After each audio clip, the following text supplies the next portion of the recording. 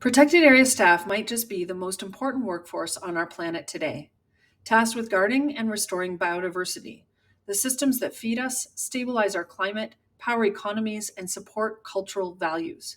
Yet we know almost nothing about them. That's why we launched the Global MPA Workforce Study, a new effort asking just 4 key questions about every MPA on our planet. Our goal is to describe the backbone of 30 by 30, those working on or needed to be working on marine protected areas around the world, so that investors, governments, stakeholders, rights holders, and communities can make informed decisions to grow, train, and support the workforce that's needed for our thriving future. Let's dive in.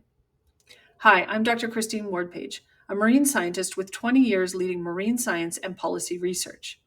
A few years ago, I worked on a study to evaluate a dynamic closure that was designed to protect depleted species. 3 years of work and over $500,000, and we found that this strategy, which had been in place for over 10 years, had never been working. But they need to work.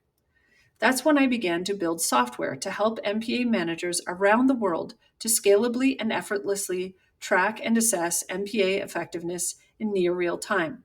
That became the eOceans MPA Health Tracker and MPA Health Score. But even the best tools don't matter if no one's there to use them. Because protected areas don't protect themselves, dedicated people do. That's what brings me here today. A recent global study collected data on terrestrial protected areas. After a lot of hard work getting managers around the world to report on the staffing of protected areas in 176 countries, they estimated that only 555,000 staff are in place and only 285,000 rangers. That might sound like a lot, but for comparison, there is an estimated 1.3 million hairstylists in the US alone. That's 2.5 times the number of people protecting biodiversity across all our lands. Based on necessary densities, there are 5 times fewer protected area staff than what's needed. That brings us to marine protected areas. A group of us have come together to ask, do we think staffing is the same in marine protected areas as it is on land? How does it compare? Do MPAs have the same density, more or less? And we're also asking about the roles they play and what's needed. A quick look at the global map of protected areas on land and sea, we can easily hypothesize that they are not the same.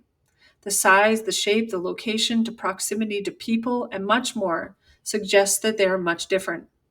Some are tiny, broken up, and close to shore. Others are large, continuous, and offshore. They have different threats, different levels of acceptance, different strategies for conservation, and varying degrees of what's allowed and not allowed. All of these dimensions change the needed workforce, but also the actual workforce. So we're asking just 4 key questions about every MPA. The first question is, if there's staff, how many are there per role? If none, that's the easiest condition, and we definitely want those numbers too. If there are staff, are they leadership focused, like managers? Are they site focused, like rangers or guardians? Are they support focused, such as administrators? Are they stakeholder focused, like educators and outreach coordinators? Are they science focused, like those going into the MPAs and collecting and processing data? Someone may be all of these things, and you can choose that or any other role in the survey. This may sound easy, but it might be a little bit tricky. For example, I just talked to someone that has 4 full-time equivalents that are responsible for 4 MPAs. So they're split between these different MPAs. Then that means that there should be 1 FTE in each. It's pretty simple if that's the case. But because we also want to get a sense of their roles, we would like you to try to break it down. For example, if each of the 4 people have 4 different roles, you could separate them like this. Or they may have different roles, partially in leadership and partially in site focused, still equaling 1. Don't worry, we have a workforce calculator built right into the survey. It's very slick to help you get it right. Question 2 asks you more simply to list all the tools that you use to make your capacity more effective. This will tell us about the tools that are used to amplify capacity and also what skills may be needed to operate those tools. In question 3, we ask who else is operating in the MPA that is not listed as the formal staff in the first question. These can be divers, vessel operators, fishers, surfers, and more. Finally, the last question is about the MPA, is if you can tell us anything else that we should know. Then there's a few questions about you and your role so that we can get in touch, or if we have duplicates from the same marine protected area, that we can start to look at the differences. At the very end, there is an optional question about workforce effectiveness. This will not be linked to the specific MPAs because we do not want to know, or others to know, if an MPA is adequately staffed or not.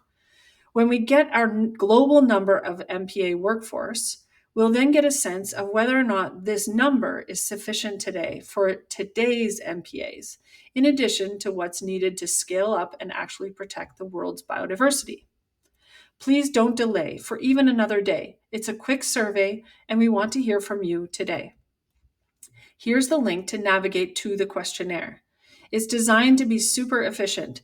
There's no fluff, just the essentials we need to build a meaningful global picture. Here's my contact information as well if you have any questions or you want to help to spread the word so that everyone knows about it. Thank you.